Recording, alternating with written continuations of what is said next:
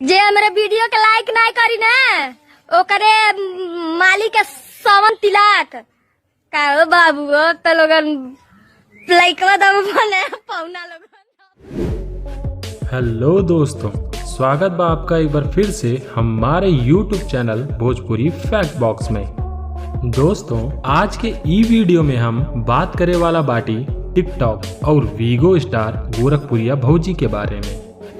दोस्तों, पहले हम आप लोगन के बता दें कि गोरखपुरिया भौजी के असली नाम रिंकी राय बाटे। इनकर ई नाम बहुत कम लोग ही जानत हुई हैं। और का आप सभी के गोरखपुरिया भौजी के ई नाम पहले पता रहल? नीचे कमेंट करके जरूर बताइया। दोस्तों, का आप सभी के मालूम बा कि गोरखपुरिया भौजी के घर गोरखपुर जिले के एक छोटे से गांव भौआ पार में पड़ेला। तब भाई लोग गोरखपुरिया भौजी के शुरुआती जीवन बहुत ही संघर्षपूर्ण रहल और ई अपने घर के खर्च चलावे खातिर अपने ही गांव रिया ब्यूटी पार्लर के दुकान चलावत रहली, जवन की ई ब्यूटी पार्लर इनके लड़की के नाम पे रहल।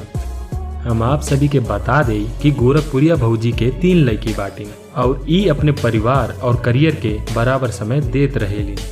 गोरखपुरिया भौजी सोशल मीडिया पे अपन करियर के शुरुआत साल 2017 से शुरू कैली।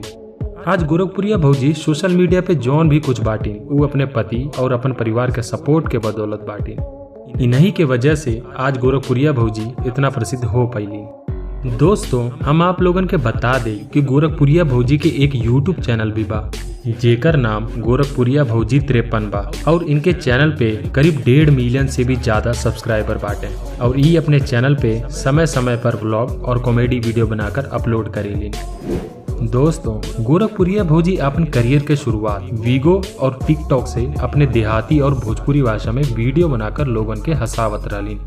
शुरुआत में गोरखपुरिया भौजी के पहले रिंकी राय के नाम से आईडी रहल, लेकिन गलती से रिंकी राय वाला पुरान आईडी डिलीट हो गई रहल और फिर बाद में ये अपन दूसरा आईडी गोरखपुरिया भौजी के नाम से बनैली।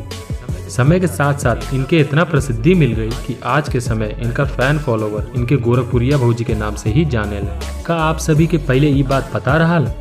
तो दोस्तों, आज के समय गोरखपुरिया भौजी भोजपुरी में मॉडल के रूप में काम भी करेले और छोटे बड़े एक्टर के साथ मिलकर कॉमेडी वीडियो, मूवी और एल्बम भी बनावेले।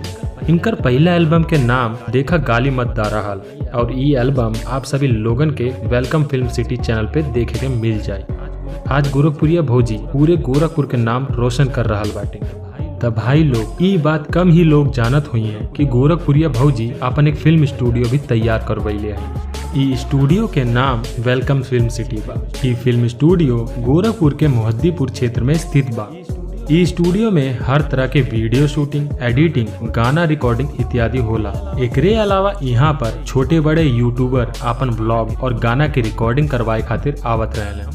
हम आप लोगन के बता दें कि जब गोरखपुरिया भौजी के लड़की के जन्मदिन रहल तब विष्णु राज और उनकर मेहरारू मालती चौहान भी जन्मदिन में शामिल भइले रहली और वहाँ पर तरह तरह के मस्ती मजाक, गाना बजाना भइल रहल। सच में गोरखपुरिया भौजी के ई सफलता इनकर व्यवहार और मेहनत के चलते ही सफल हो पाइल बा।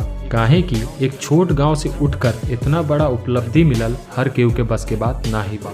तो दोस्तों, आप सभी के गोरखपुरिया भौजी के ई वीडियो कैसन लगल कमेंट करके जरूर बताइए। वीडियो पसंद आयल तो वीडियो के लाइक, शेयर और सब्सक्राइब करल मत भूलिए। जल्द मिलत है एक नया रोमांचक वीडियो के साथ।